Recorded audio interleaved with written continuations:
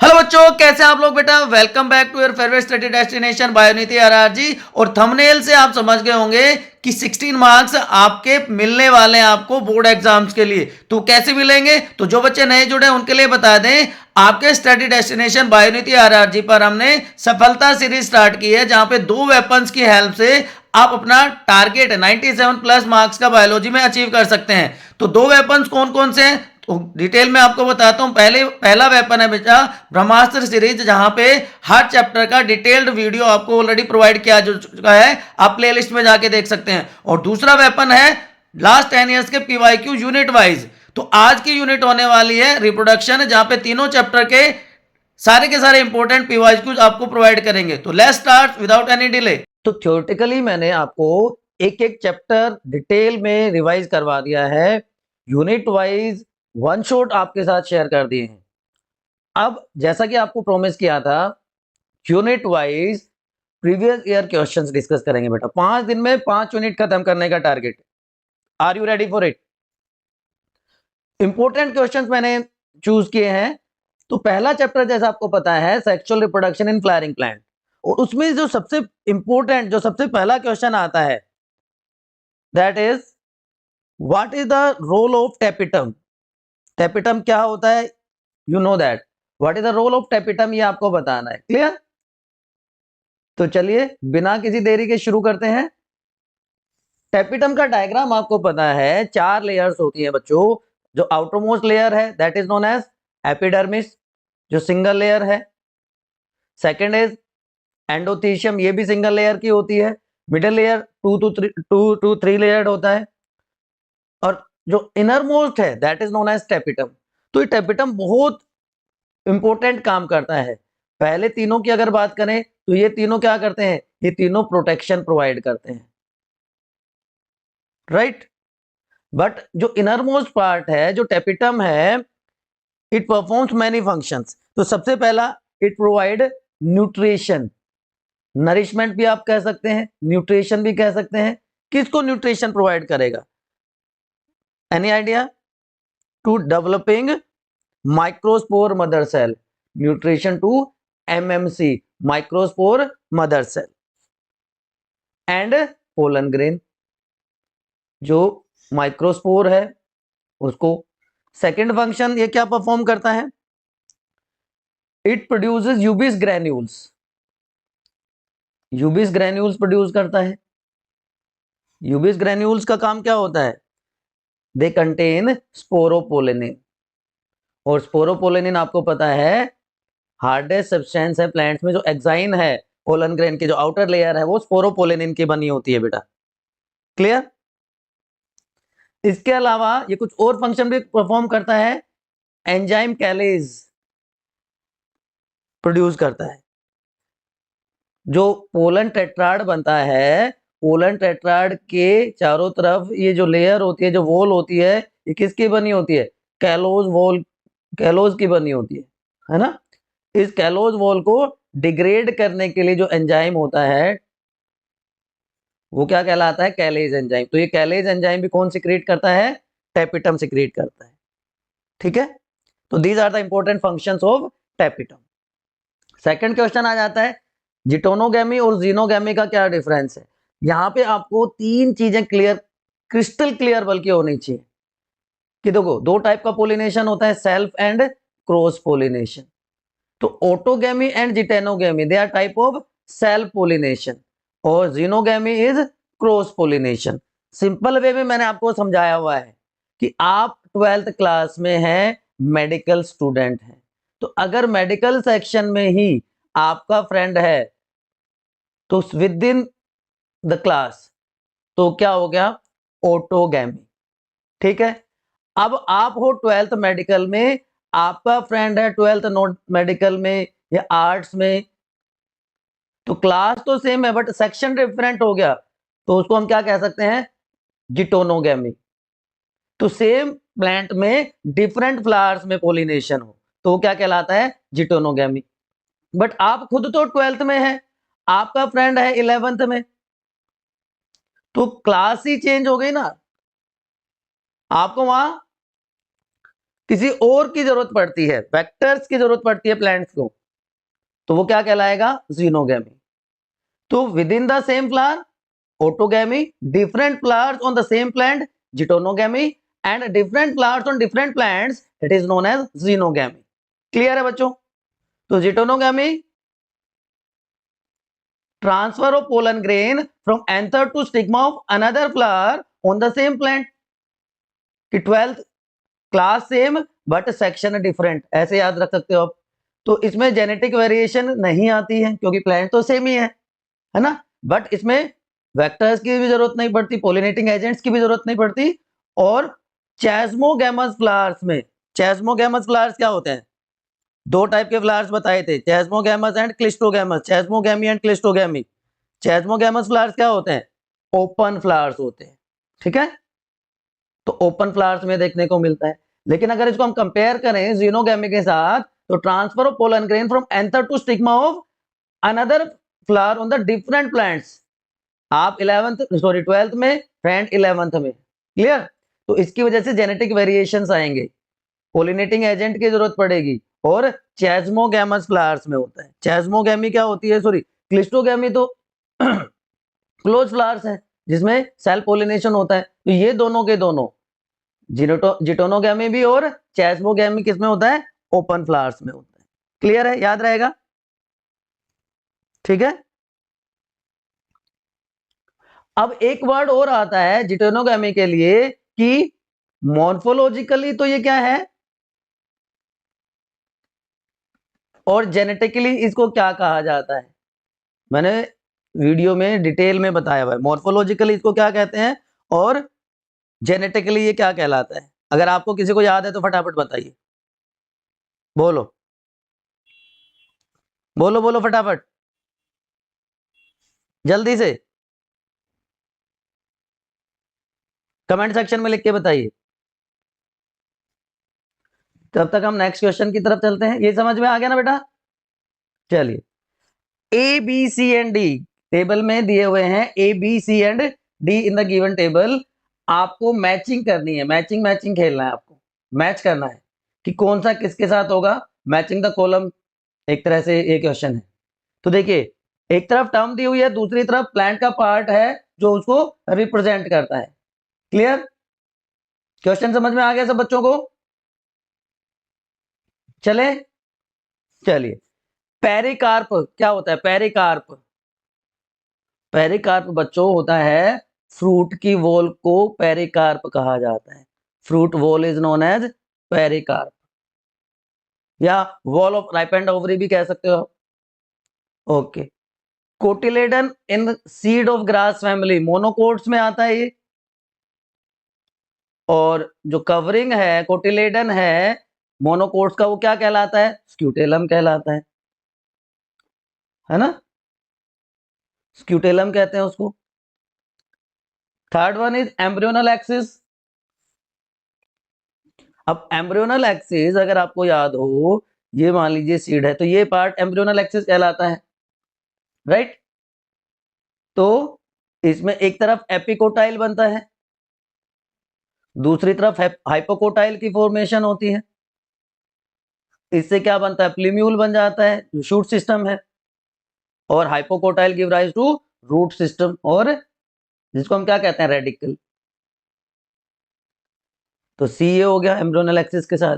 Remains of nucellus in a seed, वो क्या कहलाता है? Remains of nucellus in a seed is known as, बोलो बोलो, पेरिस्पर्म। पेरिस्पर्मिक सीड कहते हैं ना, पेरिस्पर्म। तो ए क्या हो गया बच्चों? ए हो गया फ्रूट वॉल, बी क्या हो गया? स्क्यूटेलम हो गया, तीसरा ये हो गया, और फोर्थ पेरिस्पर्म हो गया। क्लियर है? बात समझ में आ गई? चलो बच्चों मेरे, why are cleistogamous flowers are invariably autogamous? थोड़ी देर पहले ही मैं पूछ रहा था आपसे कि क्लिस्टोगैमस फ्लावर्स क्या होते हैं, चैस्मोगैमस फ्लावर्स क्या होते हैं, सेल्फ और क्रॉस पोलिनेशन में हम बात कर रहे थे, राइट। तो क्लिस्टोगैमी क्या होता है? बोलो फटाफट, बोलो बोलो बोलो बोलो बच्चों मेरे, क्लिस्टोगैमी बोलो, बताओ। Chasmogamous open flower, cleistogamous closed flowers. तो जब फ्लावर क्लोज है तो कोई पोलिनेटिंग एजेंट वहां पे आएगा ही नहीं, किसी वेक्टर की जरूरत नहीं पड़ेगी, क्योंकि जो मेल और फीमेल पार्ट है फ्लावर में बड कंडीशन में, क्लोज कंडीशन में ही एक दूसरे के कांटेक्ट में आ जाते हैं, वो कभी खुलते ही नहीं है, राइट। एग्जाम्पल, क्लिस्टोगैमस फ्लावर का कोई एग्जाम्पल बोलो। क्लिस्टोगैमी एक तो क्लिस्टोगैमी याद रखिए हमेशा सेल्फ पोलिनेशन करेगा, it always causes self pollination. Clear है बच्चों। कुमलिना इसका एग्जाम्पल है, कुमिलिना इसका एग्जाम्पल है। क्लिस्टोगैमस फ्लावर में जो एंथर का डिसेंस होता है, एंथर डिसेंस का मतलब release of pollen grain, anther dehiscence inside closed flower, inside closed flower, ठीक। तो pollination and seed set are assured, so pollination and seed set are assured. Clear, अब बात समझ में आ गई। किसी पोलिनेटर की जरूरत नहीं, तो कभी ओपन नहीं होते। ensuring pollen from same flowers anther directly contact the stigma leading to self pollination and fertilization। चलें आगे बच्चों मेरे, चलो जी। माइक्रोस्पोरोजेनेसिस एंड मेगास्पोरोजेनेसिस का डिफरेंस बताना है। Microspore pollen grain male gamete, megaspore female gamete. Clear. अब देखो डिटेल भी आप यहां से लिख सकते हो, लेकिन यहां पे सिर्फ डिफरेंसेस पूछे हैं तो यहां से आप कंपेयर कर सकते हो। Meiotic formation of haploid microspores मतलब पोलन ग्रेन की फॉर्मेशन है, it is meiotic formation of haploid megaspores. अब इसमें क्या होगा, दोनों में MMC megaspore mother cell and microspore mother cell undergoes reductional division, ठीक है। तो अंडरगोज मियोसिस रिडक्शनल डिवीजन होगा दोनों केसेस में। अब यहाँ पे मेगा माइक्रोस्पोर के केस में माइक्रोस्पोर टेट्राड बन जाता है, माइक्रोस्पोर टेट्राड की फॉर्मेशन हो जाती है, as you can see here. 2 बार मियोसिस हुआ और माइक्रोस्पोर टेट्राड बन गया। अब इनके चारों तरफ कैलोज वॉल बन गई, कैलेज एंजाइम इसको डिग्रेड कर देगा, उसके बाद ये माइक्रोस्पोर सिंगल माइक्रोस्पोर रिलीज हो गया, ठीक है। अब माइटोटिक डिवीजन होंगे, इसकी ग्रोथ होगी और 1 से 4 माइक्रोस्पोर की फॉर्मेशन, एक माइक्रोस्पोर मदर सेल से 4 माइक्रोस्पोर 4 पोलन ग्रेन्स की फॉर्मेशन हो जाएगी, ठीक है। कि सारे के सारे स्पोर जो टेट्राड के हैं वो फंक्शनल होते हैं। लेकिन अगर हम मेगास्पोरोजेनेसिस में देखेंगे तो मेगास्पोरोजेनेसिस में जो मेगास्पोर मदर सेल है उसमें रिडक्शनल डिवीजन तो होगा एंड यहां पे भी 4 सेल्स बन जाएंगी, 4 मेगास्पोर्स आर फॉर्म्ड, लेकिन उनमें से 3 डीजेनरेट हो जाती हैं and only 1 megaspore remain functional. This functional megaspore undergoes mitotic division. अब इसके न्यूक्लियस में 3 बार डिवीजन होता है और 7 celled 8 nuclear stage is formed, तो एम्ब्रियो सैक की फॉर्मेशन हो जाती है बाद में। So this is microsporogenesis and megasporogenesis. बिल्कुल सिंप्लीफाइड है बच्चों, कंफ्यूज होने की कतई जरूरत नहीं है। इस डायग्राम को भी अगर आप बना के आ जाओगे, अगर सिर्फ माइक्रोस्पोरोजेनेसिस आ जाता है तो ये वाला डायग्राम बना दो, मेगास्पोरोजेनेसिस आ जाता है तो ये बना दो, कंपैरिजन आता है तो ये भी बना सकते हो, ऐसे भी आप इसको रिप्रेजेंट कर सकते हो, ठीक है ना। चलिए, what is self incompatibility and how does it affect pollination. आपके बुक में एक टॉपिक है pollen pistil interaction, pollen pistil interaction, वहां से लिया गया क्वेश्चन। देखिए मैंने कहा था ना लास्ट 10 इयर्स के क्वेश्चन करवाऊंगा, 2014 में आया हुआ क्वेश्चन है, इंपॉर्टेंट क्वेश्चन है, pollen pistil interaction. Self incompatibility, देखो कंपेटेबल क्या होता है, मतलब एक दूसरे से मिलता जुलता, सेल्फ का मतलब खुद है, इनकम्पेटेबल का मतलब उनसे मिलता जुलता नहीं है। तो ये एक जेनेटिक मैकेनिज्म है जहां पे प्लांट सेल्फ फर्टिलाइजेशन को प्रिवेंट करते हैं। अब आपको पता है कि जो पोलन पिस्टिल इंटरेक्शन है ना बच्चों, pollen pistil interaction is species specific, it is species specific, कि एक पर्टिकुलर स्पीशीज का पोलन ग्रेन उसी स्पीशीज के स्टिग्मा पे जाके स्टिक करता है।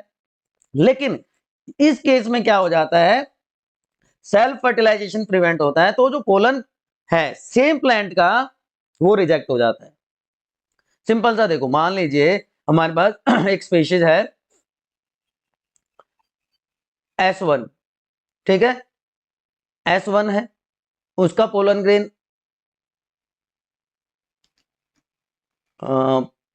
सॉरी ये P1 मान लेते हैं, ठीक है।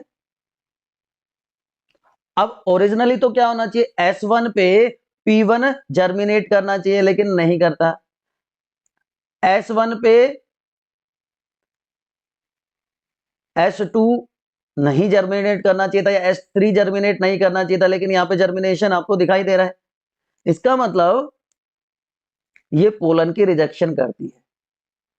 स्टिग्मा जो है रिकॉग्नाइज करेगा, अगर सेम स्पीशीज का पोलन ग्रेन है तो उसको रिजेक्ट कर देगा। उसकी वजह से जो पोलन ट्यूब की फॉर्मेशन है वो नहीं होगी। Incompatible pollen grain is prevented from germinating, तो पोलन ट्यूब की ग्रोथ ही नहीं होगी, फॉर्मेशन ही नहीं होगी, ठीक है। तो ये कॉम्प्लेक्स इंटरेक्शन होता है पोलन और पिस्टल टिश्यूज के बीच में, जिससे पोलन ट्यूब की ग्रोथ और फर्टिलाइजेशन प्रोसेस आगे प्रोसीड ही नहीं करती। अब आपसे मैं पूछता हूं, एक इंपॉर्टेंट क्वेश्चन है, व्हाट इज स्फीनोगैमी? स्फीनोगैमी क्या होता है? नेक्स्ट क्वेश्चन में बताऊंगा, तब तक आप एक बार अगर आपको पता है तो आप बता दो, व्हाट इज स्फीनोगैमी, जल्दी से। स्फीनोगैमी क्या होता है, तब तक हम आगे चलते हैं। यहां तक कोई क्वेश्चन ऐसा आपको लग रहा हो जो आपको प्रॉब्लम कोज कर रहा हो तो आप बता दीजिए मुझे। यहां तक कोई भी कंफ्यूजन है तो एक बार बता दीजिए आप मुझे, अदरवाइज मैं आगे चल रहा हूं बच्चों। बोलो फटाफट, कोई कंफ्यूजन, कोई बट, कोई किंतु परंतु, किसी भी तरह का कोई समस्या है तो जल्दी से बताओ, बोलो बोलो बोलो, अदरवाइज हम आगे की तरफ मूव करते हैं। नहीं है कोई समस्या, चलिए आप अगला क्वेश्चन देखते हैं। Process of double fertilisation in flowering plant with labelled diagram. चलिए पहले आप डबल फर्टिलाइजेशन समझिए। देखो, this is 7 celled 8 nuclei stage, जो थोड़ी देर पहले मैं आपको बता रहा था, 7 सेल्ड 8 न्यूक्लियाई स्टेज, कि जब मेगास्पोरोजेनेसिस हो जाती है तो जो एक फंक्शनल मेगास्पोर है उसका न्यूक्लियस 3 बार डिवाइड करके 8 न्यूक्लियाई बना देता है, जिसमें से 3 ऊपर की तरफ चैलेजल एंड पे अपने आप को अरेंज कर लेती हैं, they are known as antipodals. 3 micropylar end में अपने आप को अरेंज कर लेती है, that is known as synergid. और जो सेंट्रल सेल है उसमें 2 न्यूक्लियस होते हैं, which are known as polar nuclei, ठीक है। अब जब पोलन ट्यूब की फॉर्मेशन होती है, मैं यहाँ पे दूसरे डायग्राम से इसको एक्सप्लेन करता हूँ। When pollen tube formation occurs, ये आपका एम्ब्रियो सैक है यहाँ पे, right, this is 7 celled 8 nuclei stage. जब पोलन ट्यूब की फॉर्मेशन होगी तो each pollen grain carries 2 male gamete, 2 male nuclei, ये सारे के सारे हैप्लॉइड हैं। तो पहला मेल गैमेट एग सेल के साथ फ्यूज करेगा, विच इज ऑल्सो हैप्लॉइड, और 2 हैप्लॉइड सेल मिलके 2n डिप्लॉइड जाइगोट की फॉर्मेशन कर देते हैं, जिससे एम्ब्रियो बनेगा, and embryo give rise to new organism. तो नए ऑर्गेनिज्म की फॉर्मेशन हो रही है, तो it is known as generative fertilisation, generation बन रही है, जेनरेटिव फर्टिलाइजेशन इसको कह देते हैं बच्चों, क्लियर। जो दूसरा मेल न्यूक्लियाई है, मेल गैमेट है, वो इस सेंट्रल सेल के साथ फ्यूज करेगा जो कि डिप्लॉइड है, और ये क्या बना देगा, प्राइमरी एंडोस्पर्म न्यूक्लियस, इसको ट्रिपल फ्यूजन भी कहा जाता है, it is also known as triple fusion, primary endosperm nucleus और ट्रिपल फ्यूजन, क्लियर है बच्चों। अब ये क्या करेगा, it provide nutrition to developing embryo, nutrition to developing embryo, ठीक। तो इसलिए इसको क्या कहते हैं, वेजिटेटिव फर्टिलाइजेशन। तो एक हो गया जनरेटिव, दूसरा वेजिटेटिव फर्टिलाइजेशन। क्लियर है ना बच्चों मेरे, बात समझ में आ गई? तो एक बार में दो फर्टिलाइजेशन हो रहे हैं, जनरेटिव एंड वेजिटेटिव, इसलिए इसको एंजियोस्पर्म में it is known as double fertilisation. तो यहां से दो कंसेप्ट आपके क्लियर हो गए, 7 सेल्ड 8 न्यूक्लियर स्टेज भी क्लियर हो गया आपका, और डबल फर्टिलाइजेशन भी क्लियर हो गया। अब वो वाला आंसर, क्या क्वेश्चन था हमारा, स्फिनोगैमी। स्फिनोगैमी का आंसर,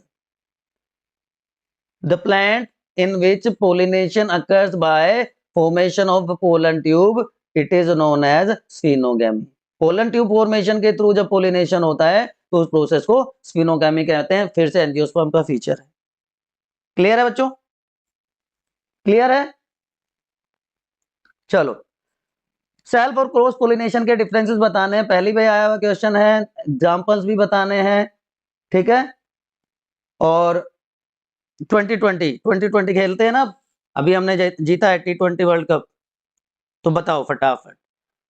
अब इसको भी दोबारा बताना पड़ेगा क्या, दोबारा बताना पड़ेगा क्या, बोलो?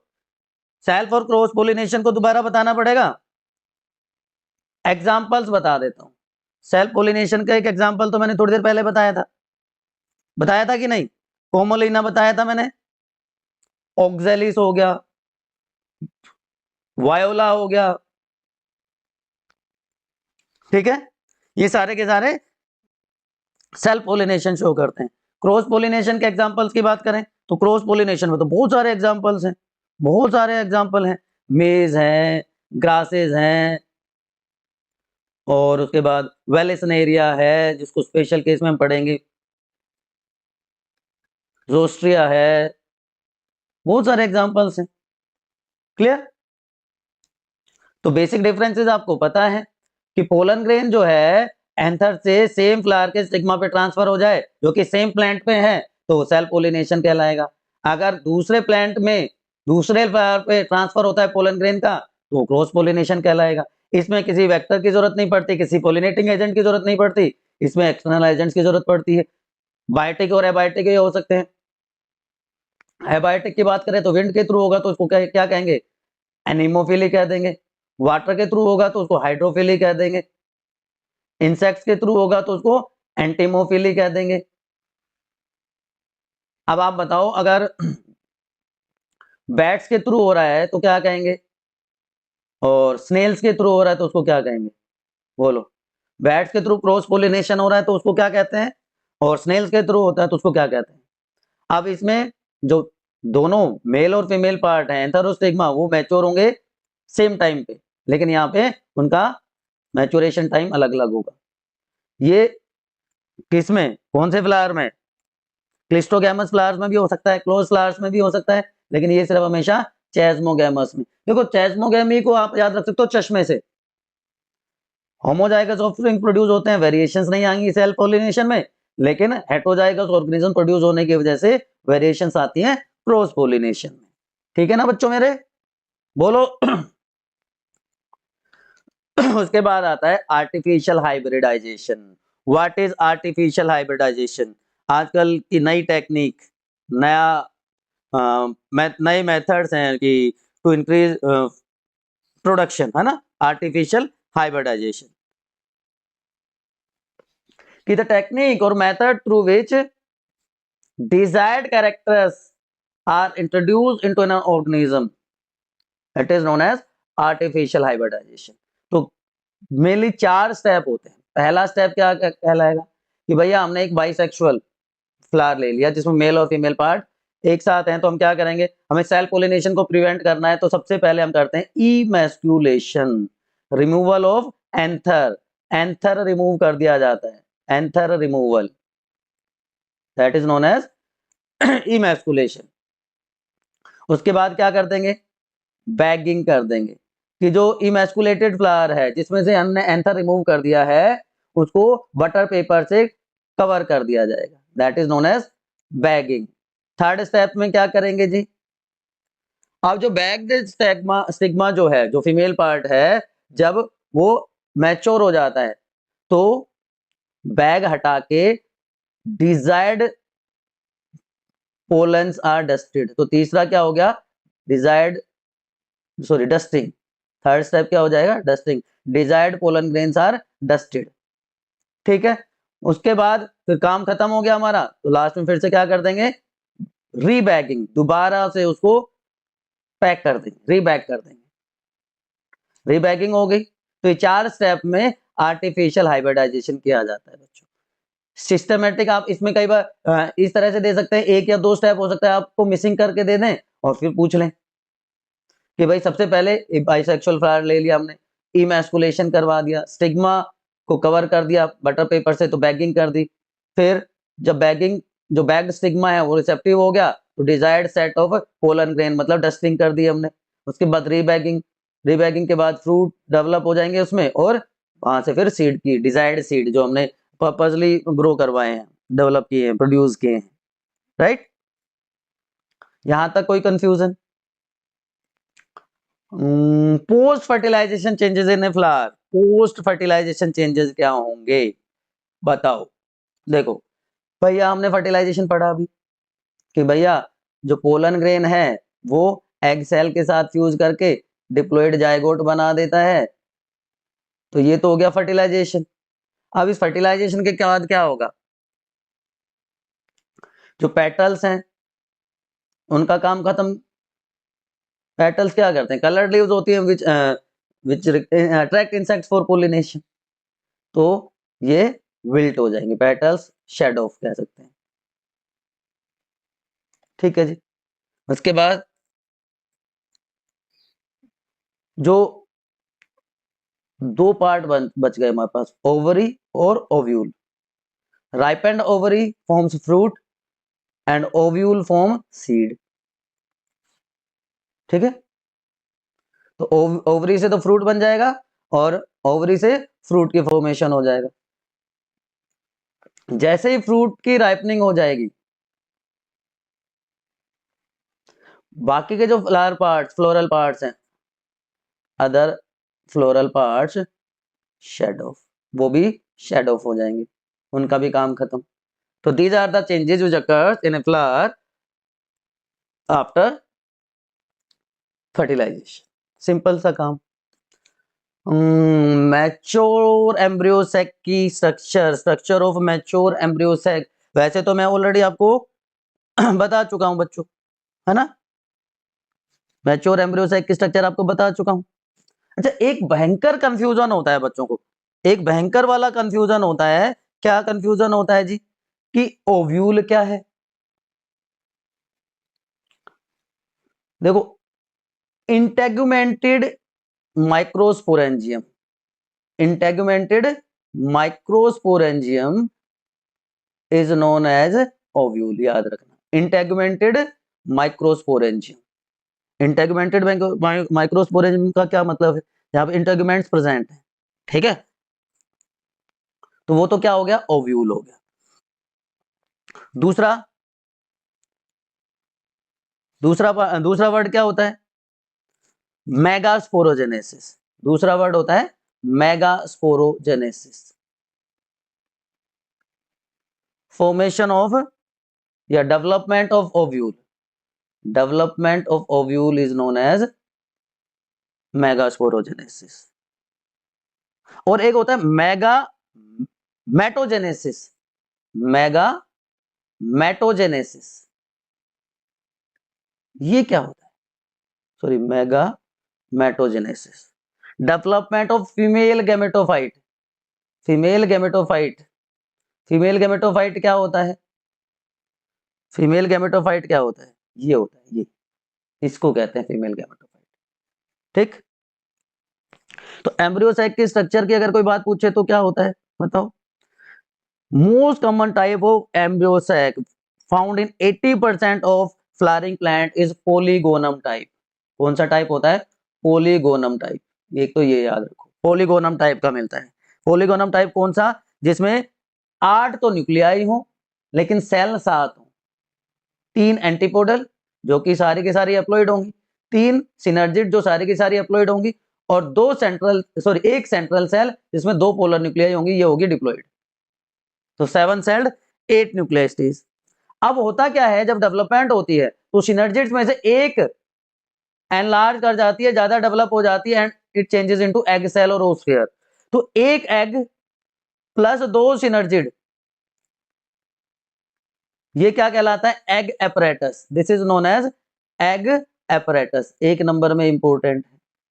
What is egg apparatus? One egg cell plus 2 synergids are known as egg apparatus.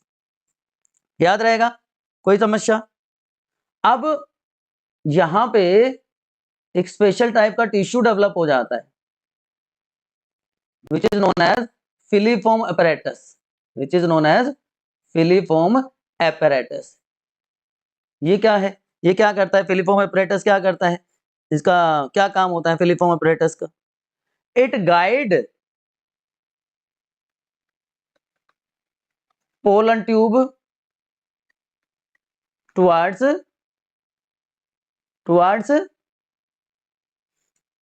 Egg cell, ठीक, उसकी तरफ ले जाने का काम करता है। याद रह जाएगा? यहां तक कोई कंफ्यूजन, यहां तक कोई समस्या? चलिए, development of male gametophyte already मैं बता चुका हूं बच्चों। देखो क्या था ये एक पोलन ग्रेन है ना, वो माइक्रोस्पोर टेट्राड वाली सारी सीक्वेंस दोबारा से बताने की जरूरत आई थिंक नहीं होनी चाहिए, या है बताओ? माइक्रोस्पोरोजेनेसिस दोबारा से बताने की जरूरत है? नहीं है, वेरी गुड। बोलो बोलो, अगर आपको लगता है तो मैं दोबारा से बता देता हूं, ठीक।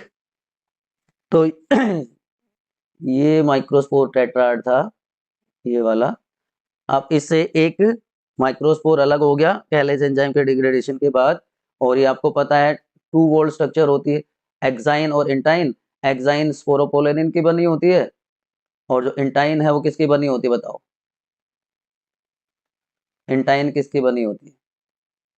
पैक्टोसेलुलोज की, पैक्टोसेलुलोज। अच्छा, वो क्वेश्चन आपका रह गया ना, बैट्स के थ्रू जब होता है तो उसको चीरोपेटेरोफिली कहते हैं, और जब स्नेल्स के थ्रू होता है तो उसको मेलेकोफिली कहते हैं। याद रह जाना चाहिए, ठीक। अब इस माइक्रोस्पोर का जो न्यूक्लियस है वो डिवाइड करता है, माइक्रोस्पोर का न्यूक्लियस डिवाइड करता है, ठीक है। अनइक्वल डिस्ट्रीब्यूशन होता है, एक न्यूक्लियस ऊपर की तरफ रहता है, एक न्यूक्लियस नीचे की तरफ रहता है, ठीक। यहां तक कोई कंफ्यूजन, यहां तो कोई समस्या, यहां तो कोई किंतु परंतु है तो बताओ? नहीं है।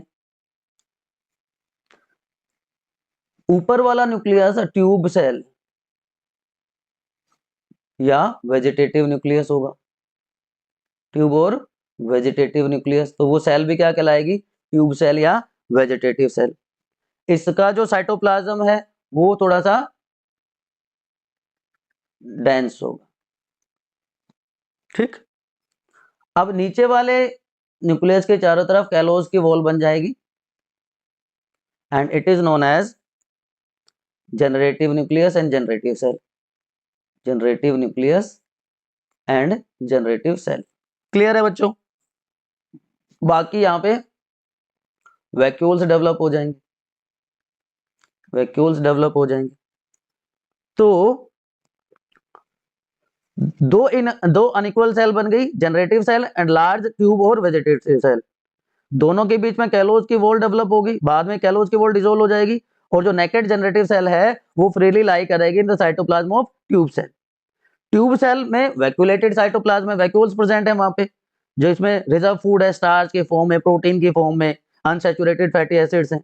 अब इसका न्यूक्लियस लार्ज हो जाएगा, इसका न्यूक्लियस इरेगुलर हो जाएगा, इसका वेजिटेटिव सेल का न्यूक्लियस एनलार्ज हो जाएगा, इरेगुलर हो जाएगा, ठीक है जी। तो 60% एंजियोस्पर्म्स में इस 2 सेल स्टेज पे ही pollen grains are shed, 2 cell stage पे, कि tube cell plus generative cell.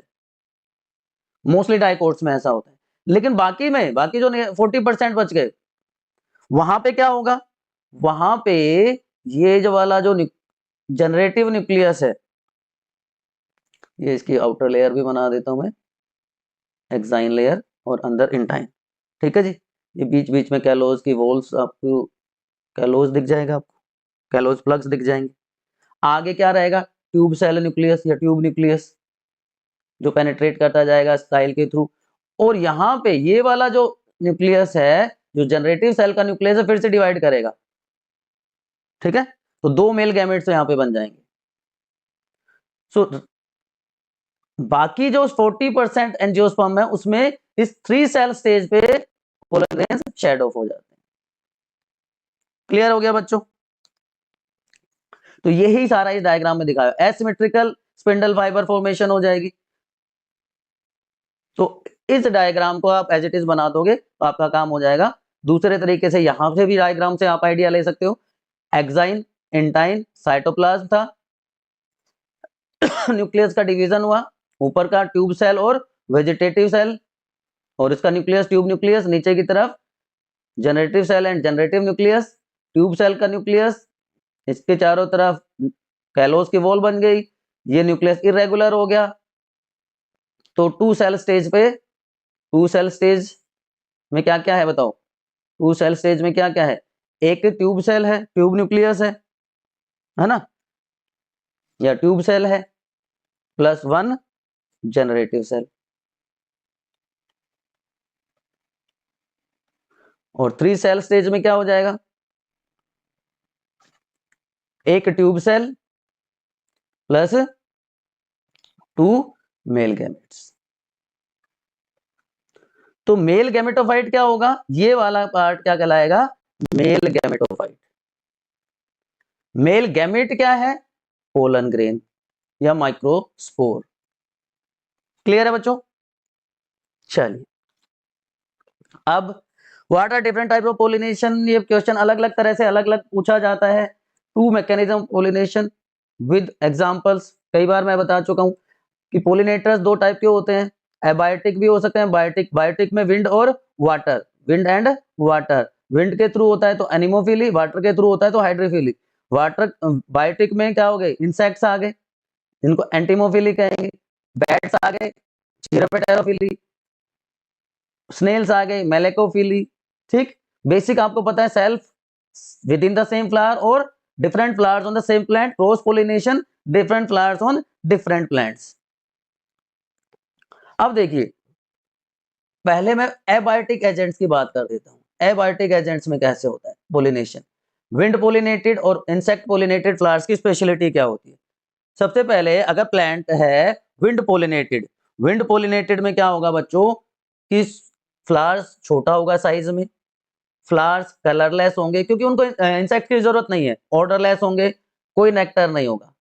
Pollens ज्यादा नंबर में प्रोड्यूस होंगे, लाइट वेट होंगे, ब्रांच्ड होगा स्टिग्मा, जिसे इजीली हेयरी होगा, जिसे इजीली वो ट्रैप कर सके पोलन ग्रेन्स को। लेकिन इंसेक्ट पोलिनेटेड फ्लावर जो होंगे लार्ज होते हैं साइज में, ब्राइटली कलर्ड होंगे, फ्रेग्रेंस होगी, नेक्टर ग्लैंड्स प्रोड्यूस होंगे, because they need to attract insects for pollination.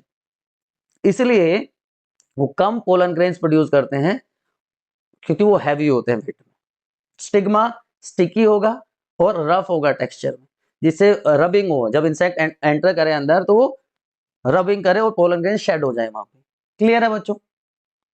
तो विंड और इंसेक्ट पोलिनेटेड फ्लावर की स्पेशलिटी होगी।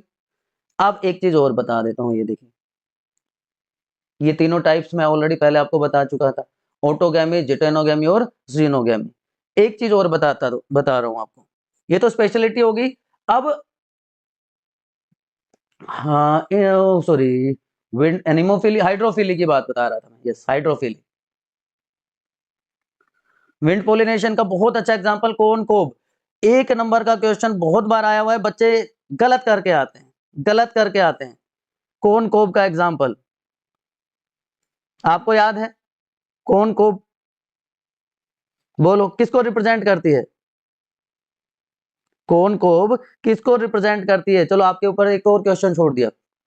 कोन कोब रिप्रेजेंट स्टिग्मा एंड स्टाइल। ठीक है,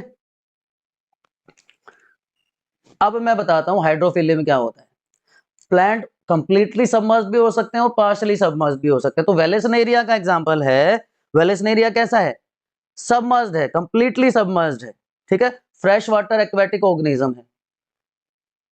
तो जो मेल प्लांट है वो मेल फ्लावर्स प्रोड्यूस करता है विच आर बोट शेप्ड। उसमें दो फर्टाइल स्टेमन होंगे, दो फर्टाइल स्टेमन होंगे मेल पार्ट में, मेल फ्लावर में दो फर्टाइल स्टेमन्स होते हैं, ठीक है। तो वो एक बोट शेप स्ट्रक्चर बना देते हैं और जो थर्ड पार्ट है वो सेल की तरह काम करता है, बीच वाला ये यहाँ पे आपको दिख रहा है थर्ड वन, ये दोनों तो क्या हो गए? फंक्शनल हो गए, बीच का सेल का काम करता है।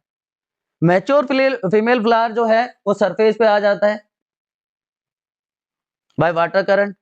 तो लार्ज स्टिकी स्टिग्मा होता है, तो जब वो फ्लोट कर रहे होते हैं तो मेल फ्लावर उसकी तरफ आ जाता है, वो उसको ट्रैप कर लेते हैं और one anther of a male comes in contact with stigma of female flower, anther burst कर जाएगा और पोलिनेशन हो जाता है, ठीक, याद रह जाएगा।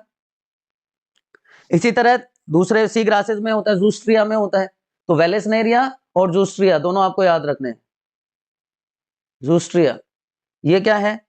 हाइपोहाइड्रोफिली होती है इसमें, ये पार्शली सबमर्ज्ड है, पार्शली सबमर्ज्ड है, सी ग्रासेस, सी ग्रास है। इसमें एक्साइन नहीं होता,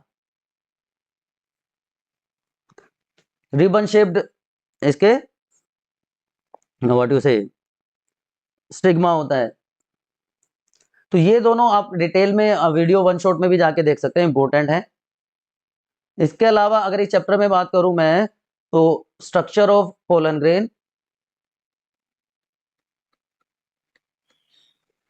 भी आप देख सकते हो एक बार, ठीक है। कुछ डायग्राम बेस्ड क्वेश्चन का अलग से वीडियो आएगा, आप सोच रहे होंगे कि कुछ इंपॉर्टेंट क्वेश्चन अभी रह गए, तो डायग्राम बेस्ड क्वेश्चन होंगे, वहां पे हम उसको डिस्कस कर लेंगे। तो ये पहला चैप्टर था बच्चों, आपको आपका जो डायग्राम बेस्ड बता रहा हूं उसमें पोलन ग्रेन का स्ट्रक्चर हो गया, एम्ब्रियो का स्ट्रक्चर हो गया, मोनोकोट और डाइकोट एम्ब्रियो, है ना, सीड की स्ट्रक्चर हो गई, वो सब वहां पे मिल जाएगा आपको।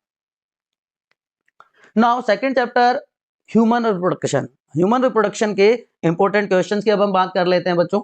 तो सबसे पहला क्वेश्चन जो आता है, name the hormones involved in parturition. Parturition का मतलब क्या होता है मेरे बच्चों? अच्छा एक चीज और बता देता हूं, मैंने वर्ब मार्कर्स इसमें इंक्लूड नहीं किए क्योंकि वो कंपेटेंसी बेस्ड क्वेश्चन में हम डिस्कस करेंगे, क्योंकि वो एमसीक्यू भी हो सकते हैं, वो मैचिंग भी हो सकता है, फिल इन द ब्लैंक्स भी हो सकता है, राइट, वो केस स्टडी बेस्ड भी हो सकता है। तो तीन हार्मोन है, estrogen, oxytocin and relaxin, they are involved in parturition process. Estrogen क्या करता है? It causes uterine contraction during child birth. Oxytocin क्या करेगा? मिल्क मिल्क इजेक्टिंग हार्मोन है, क्या है ये? मिल्क इजेक्टिंग हार्मोन है। देखो एक मिल्क प्रोड्यूसिंग होता है, एक मिल्क इजेक्टिंग है। मिल्क प्रोड्यूसिंग कौन सा है? मिल्क इजेक्टिंग तो ऑक्सीटोसिन हो गया, मिल्क प्रोड्यूसिंग है प्रोलैक्टिन, प्रोलैक्टिन। और तीसरा रिलैक्सिंग हार्मोन जो पेल्विक लिगामेंट्स हैं उसको रिलैक्स कर देगा, जिसकी वजह से सर्विक्स वाइडन हो जाएगा and parturition occurs freely. What is colostrum? What is why it is important for newborn? बताओ बताओ, बहुत अवेयरनेस फैलाई है हमारी गवर्नमेंट ने regarding this colostrum, breast feeding के बारे में। What is colostrum? The first milk which comes from mammary gland, from mammary gland after child birth, उसको हम क्या कहते हैं? कोलोस्ट्रम कहते हैं। क्लियर है बच्चों मेरे? क्लियर है? ये 2 से 3 दिन तक प्रोड्यूस होता है, येलोइश फ्लूइड होता है। कंपोजिशन की बात करें तो इसमें ऑलमोस्ट सारी चीजें होती हैं, इसमें फैट ड्रॉपलेट्स होती हैं, इसमें कैसिन मिल्क प्रोटीन होता है, इसमें लैक्टोज मिल्क शुगर होती है, लैक्टोज इज मिल्क शुगर, इसमें विटामिन सी होता है स्मॉल क्वांटिटी में ही सही, ठीक है, इसमें इम्यूनोग्लोबुलिन्स होते हैं, एंटीबॉडीज। तो इनिशियली जब न्यूबॉर्न बेबी का खुद का इम्यून सिस्टम डेवलप नहीं होता तब तक ये उसको इम्यूनिटी भी प्रोवाइड करता है, ठीक है। तो it is called complete nourished food for newborn baby, क्योंकि इसमें सारे के सारे एसेंशियल चीजें होती हैं। इम्यूनोग्लोबुलिन में specially IgA, immunoglobulin A, antibodies A इसमें प्रेजेंट होती है, जो पैसिव इम्यूनिटी प्रोवाइड करती है। प्रोवाइड, ये एक और क्वेश्चन बन जाता है, इसलिए प्रोवाइड पैसिव इम्यूनिटी, कि मदर से बच्चे में जो इम्यूनिटी आती है वो आर्टिफिशियल पैसिव इम्यूनिटी कहलाती है। Function of Leydig cells, Leydig cells क्या होती है? लेडिग सेल्स क्या होती हैं बच्चों को तो पता ही नहीं है, मेरे बच्चों को तो पता ही नहीं है लेडिग सेल्स क्या है, इंटरस्टिशियल सेल्स क्या है। देखो बच्चों, टेस्टिस में इस तरह से इंटरनल कंपार्टमेंट्स होते हैं जिनको हम टेस्टिकुलर लोब्यूल्स कहते हैं, और टेस्टिकुलर लोब्यूल्स में 1 से 3 सेमिनिफेरस ट्यूब्यूल्स होते हैं, राइट, सेमिनिफेरस ट्यूब्यूल्स होते हैं। नाउ अगर हम क्रॉस सेक्शन देखें सेमिनिफेरस ट्यूब्यूल का, ठीक है ना, तो सेमिनिफेरस ट्यूब्यूल में व्हाट यू से, इसमें स्पर्मेटोगोनिया प्रेजेंट होते हैं, मेनली इसमें स्पर्मेटोगोनिया प्रेजेंट होते हैं, जिसको मेल जर्म सेल्स भी कहते हैं। लेकिन बीच बीच में कहीं कहीं पे इसमें कुछ टॉल सेल्स होती हैं जिनको सर्टोली सेल्स कहते हैं। क्या कहते हैं? सर्टोली सेल्स, ये आपको दिख रही है। और इसका जो साइटोप्लाज्म है उसको क्या कहते हैं? इंटरस्टिशियम।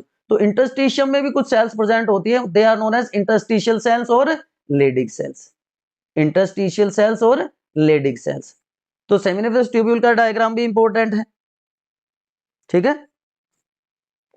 तो ये है सेमिनिफेरस ट्यूब्यूल का डायग्राम, कि सबसे पहले बेसमेंट मेम्ब्रेन है नीचे, दिस इज बेसमेंट मेम्ब्रेन। एक के साथ 2 क्वेश्चन, 1 बाय 1 गेट 1 वाला ऑफर है, बेसमेंट मेम्ब्रेन है, ठीक है। सिंगल लेयर्ड जर्मिनल एपिथेलियम जिसको हम कह सकते हैं। इसके अलावा इसमें सर्टोली सेल्स हैं जो मैं बता रहा था, लार्ज सेल्स है, क्यूबोइडल सेल्स हैं, मेल जर्म सेल्स हैं, स्पर्मेटोगोनियम। अब होता क्या है, cuboidal cells undergoes mitosis to produce spermatogonia. क्या प्रोड्यूस करती हैं? स्पर्मेटोगोनिया। स्पर्मेटोगोनिया चेंज हो जाती है प्राइमरी स्पर्मेटोसाइट में। स्पर्मेटोगोनिया और स्पर्मेटोगोनियम दोनों के दोनों डिप्लॉइड कंडीशंस हैं। Primary spermatocyte undergoes meiosis, reductional division होगा, और उससे क्या बन जाएगा? Secondary spermatocyte which is haploid. Secondary spermatocyte is haploid. Secondary spermatocyte changes into spermatid, spermatid, और वहां से क्या बन जाता है? स्पर्मेटोजोआ या स्पर्म। चलिए अब हम क्वेश्चंस पे आते हैं पहले, उसके बाद और बातें करेंगे। तो जो इंटरस्टिशियल सेल्स हैं they are endocrine part of testis, they are endocrine part of testis, ठीक है। कि सेमिनिफेरस ट्यूब्यूल के जो छोटे छोटे ग्रुप हैं सेल्स का, जो राउंडेड सेल्स हैं, वो क्या कहलाती हैं? Leydig cells. And they secrete, क्या सिक्रीट करेंगी? एंड्रोजन। एंड्रोजन एक कॉमन वर्ड है मेल सेक्स हार्मोन के लिए, और मेल में androgen is testosterone, male sex hormone testosterone वो प्रोड्यूस करती है, ठीक है, मेल सेक्स हार्मोन वो प्रोड्यूस करती है। क्लियर है बच्चों? कोई कंफ्यूजन? अब release of sperm from seminiferous tubule is known as spermiation. Release of sperm from seminiferous tubule is known as spermiation. याद रह जाएगा ये भी। चलो जी, बहुत अच्छी बात है। अगला क्वेश्चन देखते हैं। What is the significance of zona pellucida layer in human egg cell? Egg cell में जोना पेलुसिडा लेयर का क्या इंपॉर्टेंस है? चलो देखो, आपको अगर डायग्राम याद हो ओवम का, दिस इज ओवम, ओवम। तो जो आउटर मोस्ट लेयर है वो क्या है? कोरोना रेडिएटा है। उसके बाद जोना पेलुसिडा है, राइट। तो मैच्योर ओवम और फीमेल गैमेट स्फेरिकल है शेप में। साइटोप्लाज्म में क्या है? साइटोप्लाज्म को ऊप्लाज्म कहते हैं, साइटोप्लाज्म को ऊप्लाज्म कहते हैं। यहाँ पे क्या है? Large nucleus. इस लार्ज न्यूक्लियस को जर्मिनल वेसिकल कहा जाता है। Large nucleus is known as germinal vesicle. Clear है बच्चों? याद रह जाएगा। और उसी में एक छोटा सा न्यूक्लियोलस भी आपको दिख रहा है। साइटोप्लाज्म के चारों तरफ क्या है? प्लाज्मा मेम्ब्रेन है, सेल मेम्ब्रेन है। अब प्लाज्मा मेम्ब्रेन के बाहर एक स्पेस प्रेजेंट है जिसको कहते हैं perivitelline space, which is known as perivitelline space. और उस प्री विटिलिन स्पेस के जस्ट बाहर जो लेयर प्रेजेंट है that is known as zona pellucida. इस प्री विटिलिन स्पेस के जस्ट बाहर जो लेयर है that is known as zona pellucida. और उसके बाहर जो है कोरोना रेडिएटा। तो आउटरमोस्ट कोरोना रेडिएटा, फिर जोना पेलोसुडा, फिर न्यूक्लियर मेम्ब्रेन। ठीक है, क्लियर है। तो अब आपको समझ में आ गया कौन सी लेयर कहां पे प्रेजेंट है। एक्सेल का डायग्राम भी आप एक्सप्लेन कर सकते हो। अब जोना पेलोसुडा का काम क्या है? It support early development of oocyte। ये वाली लेयर, इसकी बात कर रहे हैं हम। ये बाहर तो क्या हो गया? कोरोना रेडिएटा हो गया। ये वाला पार्ट तो कोरोना रेडिएटा है। गैमेट रिकॉग्निशन में हेल्प करता है क्योंकि वो भी फर्टिलाइजिन, एंटी फर्टिलाइजिन है। पोलिस्पर्मी को रोक देगा ये। आगे हम पढ़ेंगे कोर्टिकल रिएक्शन होगी। Cortical reaction prevents polyspermy. Protect early embryo, implantation से पहले उसको प्रोटेक्शन प्रोवाइड करता है।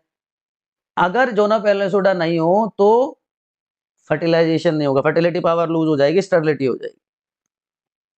ठीक है बच्चों मेरे, चलो बहुत important question, spermatogenesis and oogenesis। Spermatogenesis and oogenesis बहुत बहुत इंपॉर्टेंट क्वेश्चन है।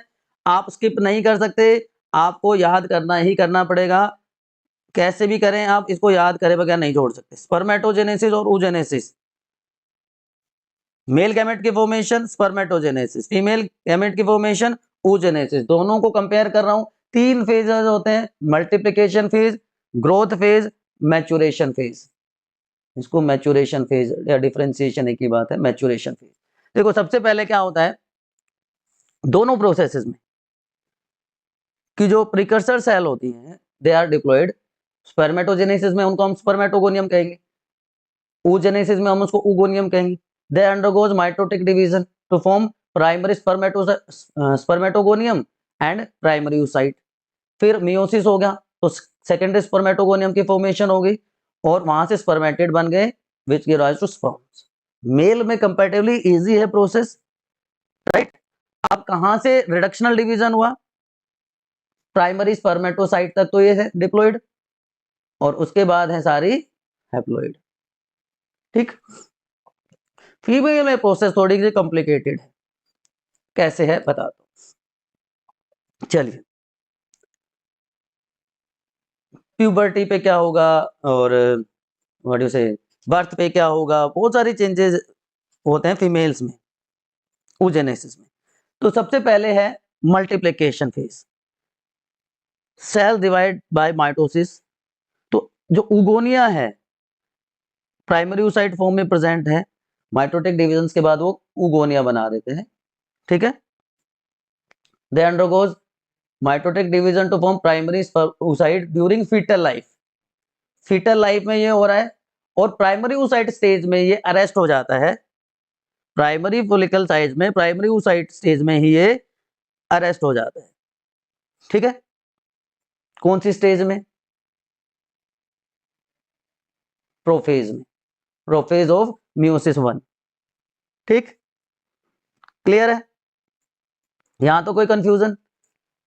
सो एट बर्थ ओनली जो मिलियंस ऑफ फोलिकल्स थी, large number of them degenerate during birth से प्यूबर्टी तक। बर्थ से प्यूबर्टी के बीच में बहुत सारी लार्ज नंबर है degenerated and this process is known as follicular atresia. इस प्रोसेस को हम क्या कह देते हैं? Follicular atresia. तो बर्थ पे कितनी होती है? सिर्फ बर्थ पे कितनी होती है? मिलियंस। प्यूबर्टी में कितनी होंगी? 60 to 80,000, 60 to 80,000 in each ovary. ठीक है, उसके बाद इसमें मैच्योरेशन फेज स्टार्ट हो जाता है। मैच्योरेशन फेज में क्या होगा? Each primary oocyte undergoes divisions. दो बार डिवीजन होगा, first meiotic and second meiotic division. First meiotic division में क्या होगा, दो अनइक्वल सेल बन गई, first polar body and secondary oocyte। First polar body degenerate कर जाएगी, इसकी फर्दर ग्रोथ नहीं होगी, ठीक है। सेकेंड मैचुरेशन में, सॉरी सेकेंड डिवीजन में, सेकेंड मेयोटिक डिवीजन में क्या होगा, सेकेंडरी oocyte फिर से अनइक्वली डिवाइड करेगी, सेकेंड पोलर बॉडी की फॉर्मेशन हो जाएगी और एग सेल बन जाएगी। यहां पे भी ये अरेस्ट हो जाती है, यहां पे भी ये अरेस्टेड स्टॉपेज स्टेज में रहती है and sperm entry acts as a stimulus for it, sperm entry acts as stimulus for it. Clear है बच्चों।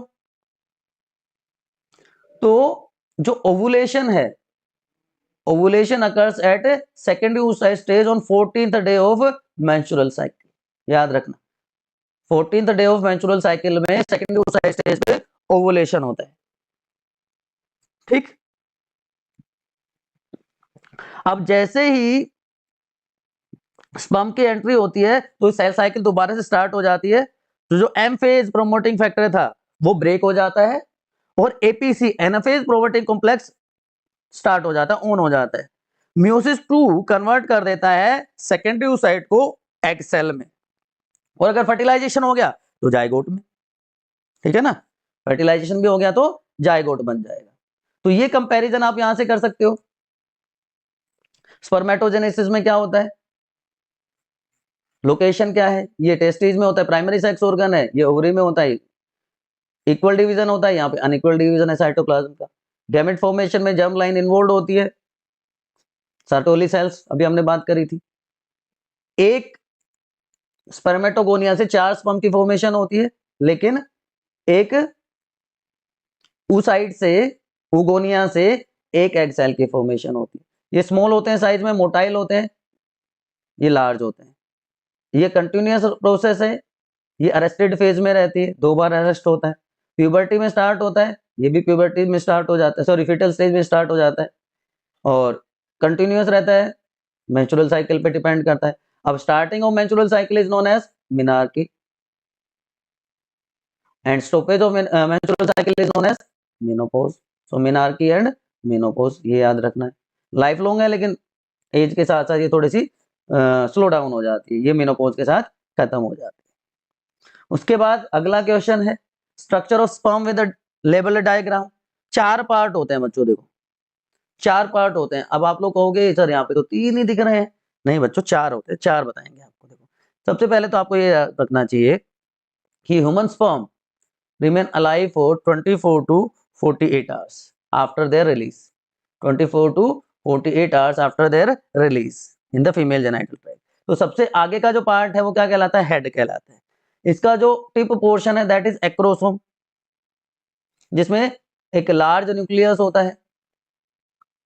एक्रोसोम की फॉर्मेशन कहां से होती है, बहुत सारे बच्चों को नहीं पता होता है। गोल्गी बॉडी से एक्रोसोम की फॉर्मेशन होती है, Golgi body of spermatid. Acrosome क्यों इंपॉर्टेंट है, एक्रोसोम में कुछ एंजाइम होते हैं जिनको कहते हैं स्पर्म लाइसिन्स।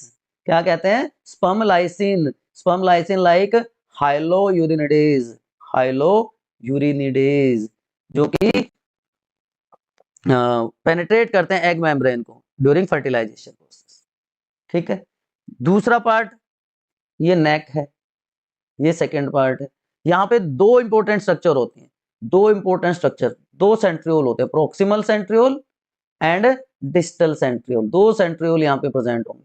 प्रोक्सिमल सेंट्रियोल क्या करता है जी, first cleavage zygote, first cleavage in zygote कौन करवाएगा, प्रोक्सिमल सेंट्रियोल। डिस्टल सेंट्रियोल क्या करेगा जी, distal centriole form axial filament of sperm, axial filament of sperm is formed by distal centriole. अभी एक्सियल फिलामेंट क्या होता है जी, अभी पता चल जाएगा।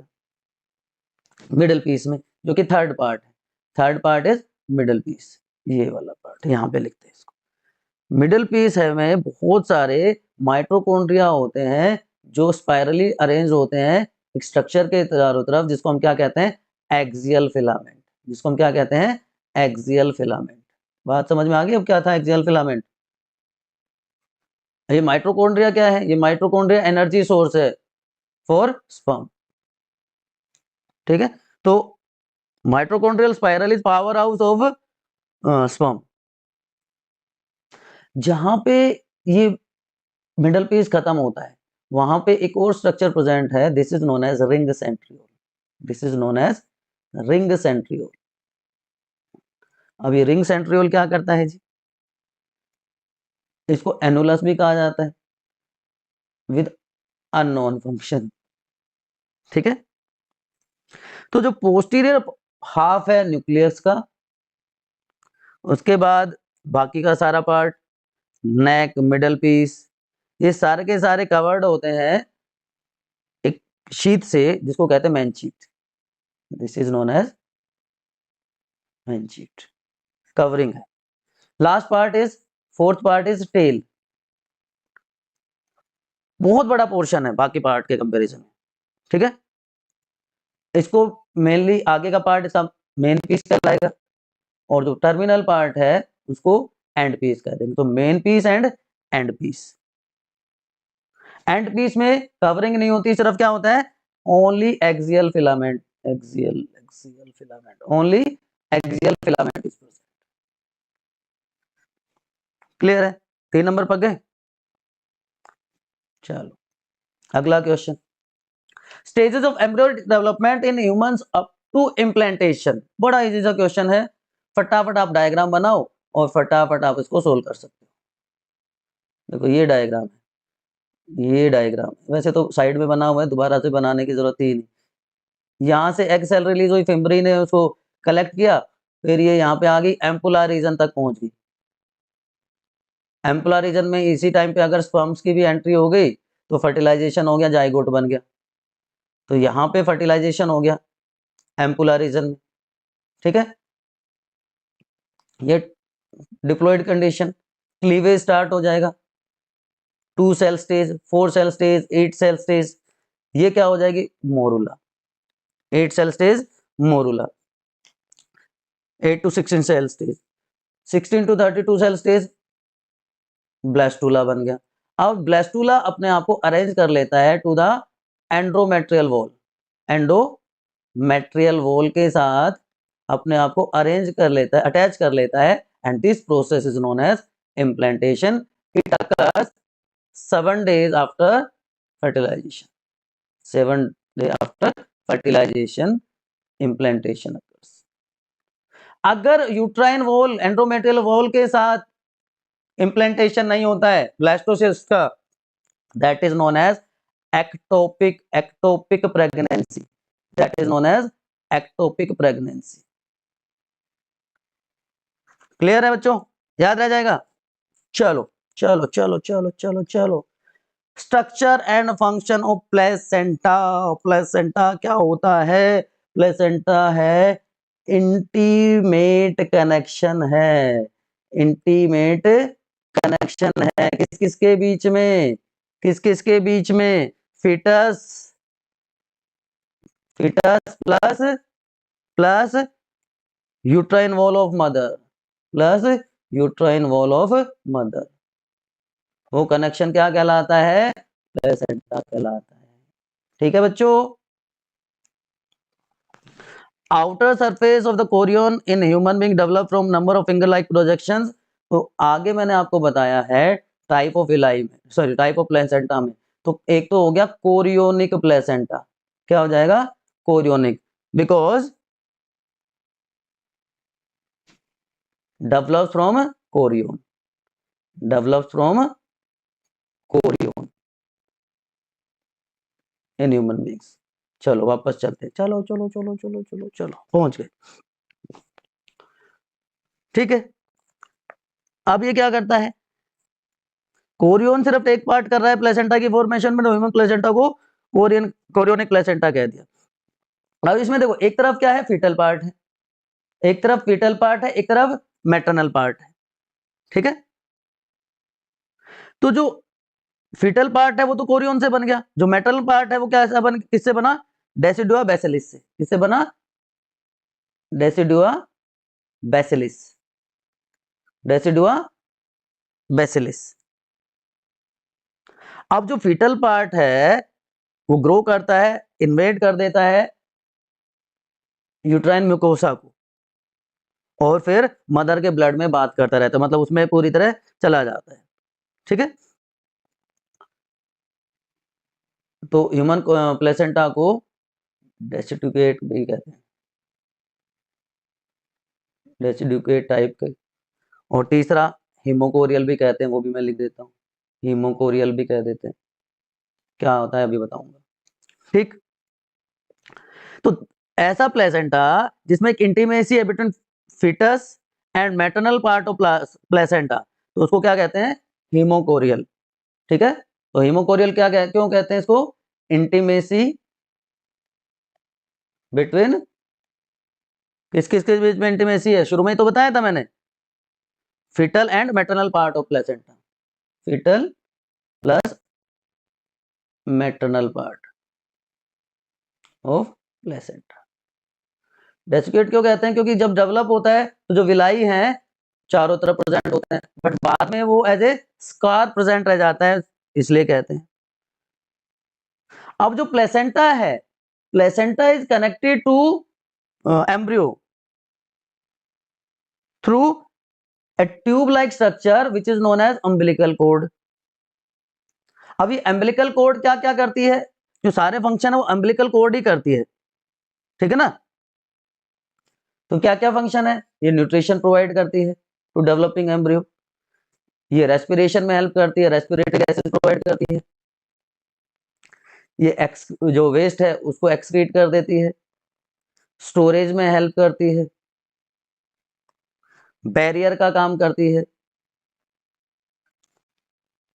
ठीक है, और जो ह्यूमन प्लेसेंटा है, human placenta acts as endocrine gland, human placenta acts as endocrine gland. Starting वाला क्वेश्चन याद है, हार्मोन रिलीज बाय प्लेसेंटा, वो यही है।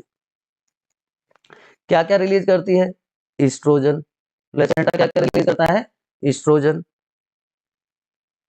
Progesterone, human chorionic gonadotropin HCG, HPL human placental lactogen. और in later stages of pregnancy, in later stages of pregnancy ये क्या release करेगा, रिलैक्सिन, रिलैक्सिन। ठीक है बच्चों, याद रह जाएगा। अच्छा, बैरियर की हमने बात करी थी, बैरियर किसके अगेंस्ट काम, एज ए बैरियर किसके अगेंस्ट काम करता है, ये वाला बैरियर, बैरियर वाली बात और बता देता हूँ मैं, यहीं पे लिख देते हैं बैरियर वाली बात भी। बैरियर किसके अगेंस्ट रहेगा,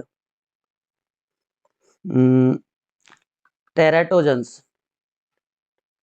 टेरा टेरा टेराटोजेंस। व्हाट आर टेराटोजेंस, एजेंट्स हैं, चाहे वो केमिकल्स हैं, चाहे वायरस हैं, ड्रग्स हैं, which causes abnormal development in developing foetus. ठीक है, और सबसे कॉमन जो टेराटोजन है वो थैलिडोमाइड है, ये याद रख लेना, थैलिडोमाइड। तो इस इनके अगेंस्ट बैरियर का काम करता है वैसे, इसलिए एडवाइस किया जाता है कि प्रेग्नेंट फीमेल्स को स्मोकिंग ड्रिंकिंग नहीं करनी चाहिए। ठीक, चलो ये भी हो गया हमारा, ये भी हो गया। What are different phases of natural cycle, briefly explain, detail में एक्सप्लेन, कैसे भी कर लो। 4 फेजेस हैं, फर्स्ट, सेकंड, मैं इसको थर्ड और इसको फोर्थ बताता हूँ। ठीक है, फर्स्ट फेज क्या है, मेंस्ट्रुअल फेज, ब्लीडिंग फेज कहते हैं, मेंस्ट्रुअल फेज। ड्यूरेशन कितना है, 1 to 5 डेज है बच्चों, 1 to 5 डेज। देखिए यहाँ पे 2 तरह के हार्मोन्स का रोल है, एक तो पिट्यूटरी के हार्मोन LH और FSH, और दूसरा ओवेरियन हार्मोन्स हैं, ईस्ट्रोजन और प्रोजेस्टेरोन। उनका सीक्वेंस आपको देखते जाना है। देखो पहले क्या होगा, एंड्रोमेट्रियल वॉल रप्चर, क्योंकि फर्टिलाइजेशन नहीं हुआ, एंड्रोमेट्रियम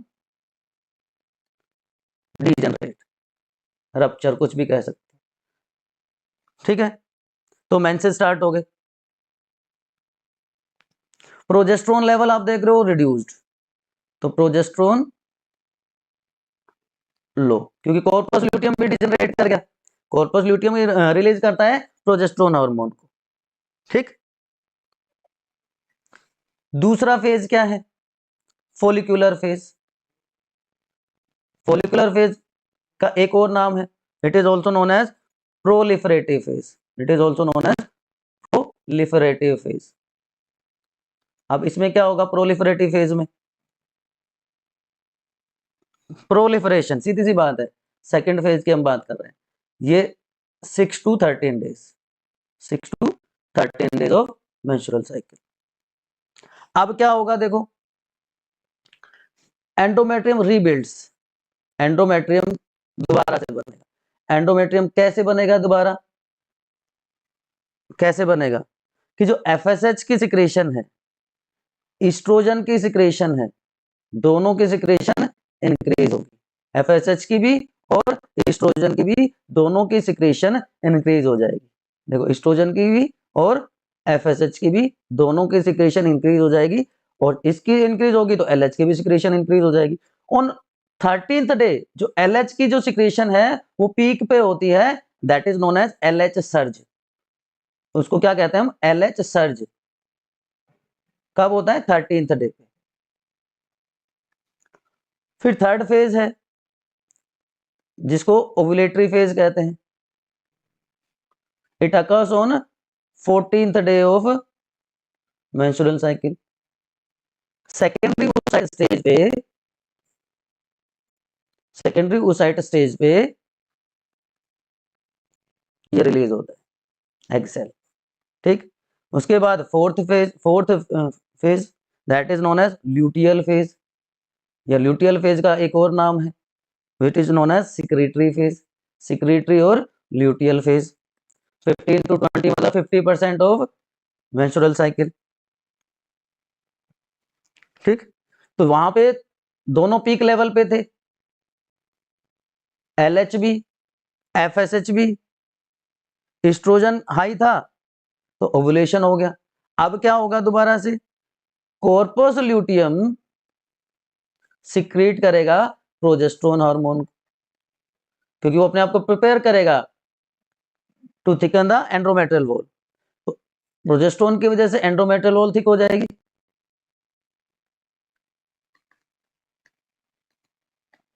है ना, ये थिक हो जाएगी, और यूट्राइन ग्लैंड जो है वो सिक्रेटरी हो जाएंगे।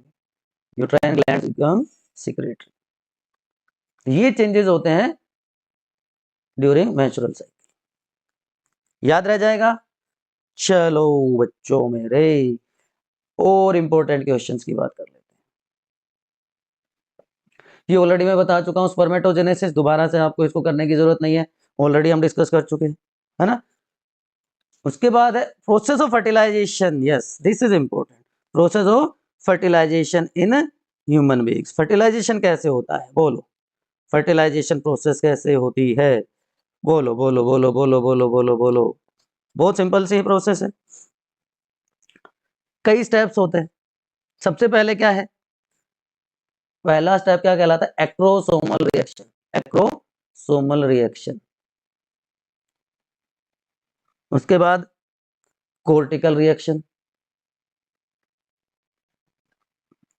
उसके बाद स्पर्म एंट्री। उसके बाद कैरियोगेमी। 4 स्टेप हो गए, इसको एम्फीमिक्सिस भी कहते हैं। इसके बाद एग एक्टिवेशन। एग एक्टिवेशन, बस हो गया काम खत्म। चलो कैसे कैसे होगा, चलो सबसे पहला है एक्रोसोमल रिएक्शन। पहला स्टेप, आफ्टर ओवुलेशन। ओवुलेशन होने के बाद क्या होगा? जो सेकेंडरी oocyte है वो कहां पहुंचेगा? रीचेज द फैलोपियन ट्यूब या ओविडक्ट जिसको आप कहते हैं। अब जो स्पर्म आया है उसके ऊपर बहुत सारे केमिकल्स हैं, लगे हुए हैं, तो उस स्पर्म से केमिकल्स को, सब्सटेंसेस को रिमूव करना, that is known as capacitation of sperm. Capacitation of sperm. ठीक। अब इसके लिए क्या होगी, एक्रोसोमल रिएक्शन होगी, तो बहुत सारे केमिकल जिसको हम कहते हैं वो एक्रोसोम जो है वो स्पर्म राइसिन रिलीज करता है। ठीक है। Optimum pH, magnesium ion, calcium ion की जरूरत होती है। अब इस रिएक्शन के टाइम पे जो ड्यूरिंग एक्रोसोमल रिएक्शन जो एग से स्पर्म की जो प्लाज्मा मेम्ब्रेन है, स्पर्म प्लाज्मा मेम्ब्रेन फ्यूज कर जाएगी सेकेंडरी oocyte की प्लाज्मा मेम्ब्रेन के साथ, with plasma membrane of secondary oocyte।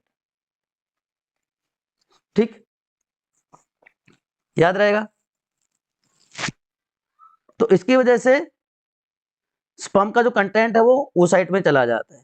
तो binding of sperm to secondary oocyte, उसकी वजह से डिपोलराइजेशन हो जाता है प्लाज्मा मेम्ब्रेन, oocyte की प्लाज्मा मेम्ब्रेन का, मतलब वो उसकी परमेबिलिटी चेंज हो जाती है। It prevents polyspermy, ensures monospermy. दूसरा क्या है, कोर्टिकल रिएक्शन। दूसरा स्टेप क्या था, कोर्टिकल रिएक्शन। अब इसमें क्या होगा कोर्टिकल रिएक्शन में, अब स्पर्म और oocyte की जो प्लाज्मा मेम्ब्रेन थी वो फ्यूज कर गई। अब इनमें केमिकल चेंजेस हो जाते हैं कि जो कोर्टिकल ग्रेन्यूल्स हैं they are present below the plasma membrane of secondary oocyte। तो ये जो ग्रेन्यूल्स हैं, ये जो कोर्टिकल ग्रेन्यूल्स हैं, they fuses with plasma membrane of oocyte। इसकी वजह से जो जोना पेलोसुडा लेयर है बिकम्स हार्ड, ये हार्ड हो जाती है। तो it also prevents polyspermy. Clear होगी बात। अब उसके बाद स्पर्म की एंट्री थर्ड स्टेप में। अब मान लीजिए ये एक सेल है, ये इसका न्यूक्लियस है, तो जहां से स्पर्म एंटर होगा वहां पे एक कोन ऑफ रिसेप्शन बन जाएगा, कोन ऑफ रिसेप्शन बन जाता है, cone of reception is formed, जिसके थ्रू इसका कंटेंट यहां चला जाएगा and then it leads to karyogamy. Karyogamy को हम क्या कहते हैं, amphimixis. Karyogamy is known as amphimixis. Sperm entry से जो सेकेंडरी oocyte है, वो जो सस्पेंडेड सेकेंड मियोटिक डिवीजन था वो कंप्लीट हो जाएगा, तो हैप्लॉइड एग सेल रिलीज हो जाएगी। तो जो मेल प्रोन्यूक्लियस था वो फीमेल प्रोन्यूक्लियस, ये मान लीजिए मेल प्रोन्यूक्लियस है, ये फीमेल प्रोन्यूक्लियस है, 23 इसमें है, 23 इसमें है, ये फ्यूज हो जाएंगे दोबारा से और ये 46 बन जाएगा, जायगोट इज फॉर्म्ड। ठीक। Lastly egg activation occurs, egg activation occurs. Sperm entry ने स्टिमुलेट कर दिया जायगोट के मेटाबॉलिज्म को, तो rate of respiration, cellular respiration की बात है यहाँ पे, सेलुलर रेस्पिरेशन का रेट बढ़ जाएगा, सिंथेटिक एक्टिविटीज बढ़ जाएंगी। ठीक है। So these are the changes which occurs during fertilisation. तो 2 चैप्टर बच्चों हमने कंप्लीट कर लिए हैं। अब बात करते हैं थर्ड चैप्टर की, दैट इज रिप्रोडक्टिव हेल्थ। लेकिन फिर से मैं एक आपको 30 सेकंड्स का टाइम दे रहा हूं, अगर आपको कोई भी कंफ्यूजन है तो एक बार आप पूछ लीजिए, उसके बाद हम स्टार्ट करेंगे third chapter that is reproductive health. उसके इंपॉर्टेंट क्वेश्चन हम डिस्कस करने वाले हैं। चलिए फटाफट आ जाइए, 30 सेकंड्स का ब्रेक है, देन विल कंटिन्यू। तब तक हम पहला क्वेश्चन देख लेते हैं, 2 advantages of using condoms as contraceptive. इस चैप्टर में सीधे सीधे क्वेश्चंस आते हैं बच्चों। सेक्सुअली ट्रांसमिटेड इंफेक्शंस या जिसको हम एसटीडी भी कहते हैं, sexually transmitted diseases, STD, sexually transmitted disease से बचाता है। Easy to use and dispose, privacy रहती है कि सेल्फ इंसर्ट कर सकते हैं। एड्स जैसे डिजीज से बचाता है। दूसरा क्वेश्चन है, दो सेक्सुअली ट्रांसमिटेड डिजीजेस गोनोरिया और सिफिलिस क्लैमाइडिया, मैं दो लिख देता हूँ। इसका कॉजेटिव ऑर्गेनिज्म, गोनोरिया का पॉजिटिव ऑर्गेनिज्म है, पॉजिटिव ऑर्गेनिज्म इज निजेरिया गोनोरी, निजेरिया गोनोरी। और इसका है सिफिलिस का है ट्राइपेनोमा पैलिडम, ट्राइपोनोमा पैलिडम, ये पॉजिटिव ऑर्गेनिज्म हो गए। चलो जी,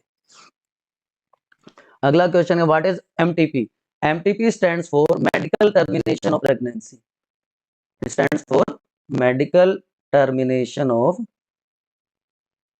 प्रेगनेंसी।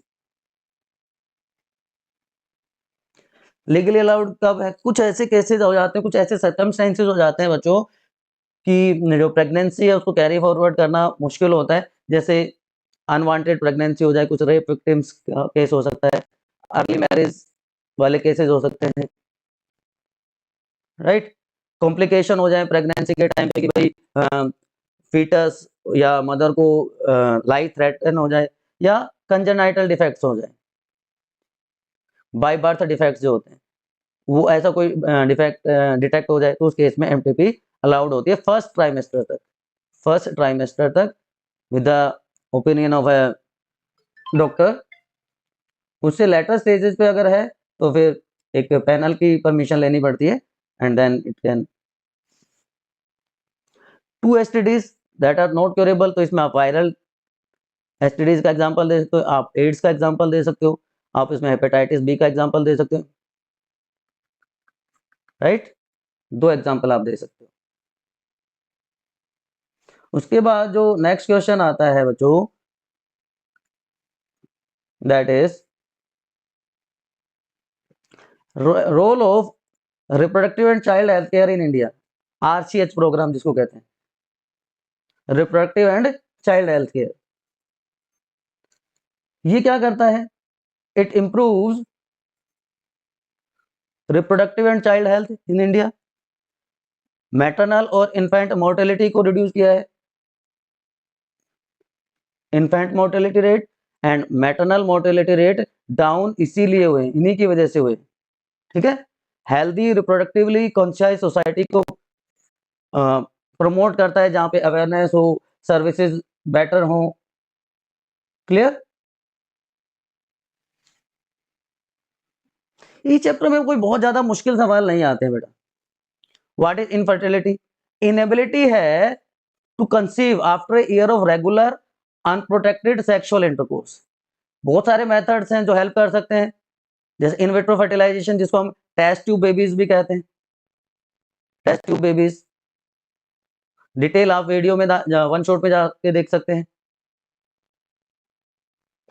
इंट्रासाइटोप्लाज्मिक फॉर्म इंजेक्शन जिसको कहते हैं, हाईली प्रिसाइज मेथड है, जिसमें एक निडल की हेल्प से, माइक्रो निडल के हेल्प से या माइक्रो पिपेट की हेल्प से जो मेल गैमेट है वो एग सेल के न्यूक्लियस के पास जितना पास पॉसिबल हो सके वहां पे इंसर्ट किया जाता है।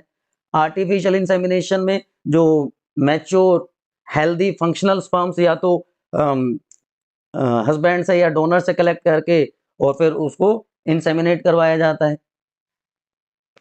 Different types of contraceptive devices and their mode of action, बहुत सारे मेथड्स हैं, जैसे condoms, female condoms are known as femidoms, UID, intrauterine devices भी इनको कहते हैं, स्पर्म इंजेक्शंस, इंजेक्टेबल्स, सर्जिकल या परमानेंट मेथड्स हैं, परमानेंट मेथड इसको हम, ये सारे मेथड एक क्वेश्चन है उसमें सारे के सारे मैं डिस्कस करूंगा। इम्प्लांट, ये सारे के ये व्हाट यू से ट्रेडिशनल मेथड है पीरियोडिक एब्स्टिनेंस का, कोइटस इंटरप्रेटस का, जिसमें इजैकुलेशन से पहले स्पर्म को, सॉरी पीनस को विड्रॉ कर लिया जाता है 1 week before and after menses is considered safe. तो ये सारे मेथड्स हैं। ये वाला जो क्वेश्चन मैं आपको बता रहा था, ये वाला क्वेश्चन आप कर सकते हो कि बहुत सारे मेथड्स हैं, नेचुरल मेथड्स, विड्रॉल मेथड है, पीरियोडिक एब्स्टिनेंस है, रिदम मेथड है। विड्रॉल मेथड में क्या करते हैं, इजैकुलेशन से पहले पीनस को फीमेल वेजाइनल ट्रैक्ट से बाहर निकाल लिया जाता है, लेकिन ये बहुत रिस्की है। Periodic abstinence no sexual intercourse during 1 week before and 1 week after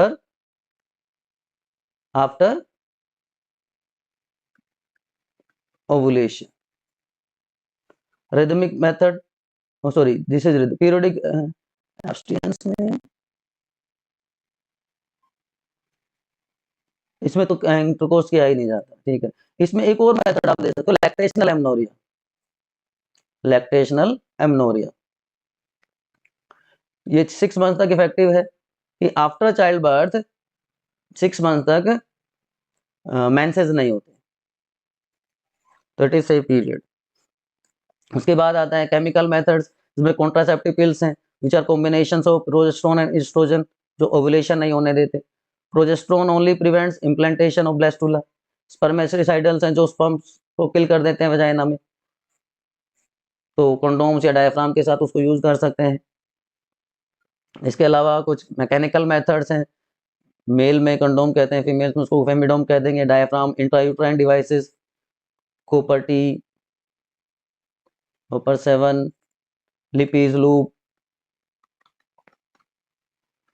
है ना। ये एज इट इज आप इसको स्क्रीनशॉट लेके या एज इट इज लिख लीजिए आप। ये सारे के सारे मेथड हाईली इफेक्टिव हैं।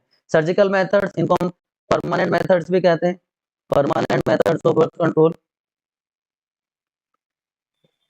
वेसेक्टोमी ये मेल्स में होगी, ट्यूबेक्टोमी ये फीमेल्स में होती है, जहाँ पे जो ओविडक्ट है फॉलोपियन ट्यूब कट करके बांध दिया जाता है, तो एग सेल है वो पास नहीं हो सकती। वेसेक्टोमी में जो वैसा डिफरेंस है उसको कट करके बांध दिया जाता है, तो स्पर्म्स टेस्टिस से बाहर नहीं जा सकते।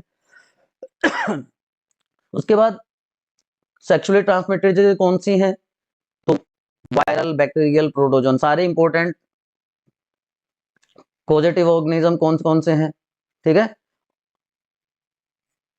और उसका नाम क्या है। तो जैसे मैंने भी थोड़ी देर पहले बताया था, बैक्टीरियल डिजीज में निजीरिया गोनोरिया कोज करता है, ट्रैपेनोमा पैलिडम सिफिलिस कोज करता है। वायरल में जो इनक्योरेबल है ऑर्गेनिज्म में HIV एड्स कर देता है, hepatitis virus, hepatitis B virus hepatitis cause कर देता है, ठीक है। तो बहुत सारी डिजीज हैं, एज इट इज आप यहाँ से कंसिडर कर सकते हैं। तो ये इंपॉर्टेंट 30+ क्वेश्चन थे बच्चों, ये 30+ क्वेश्चन हैं जो हाईली रिपीटेटिव हैं फ्रॉम द यूनिट रिप्रोडक्शन, जो आपकी फर्स्ट यूनिट है वहां से है।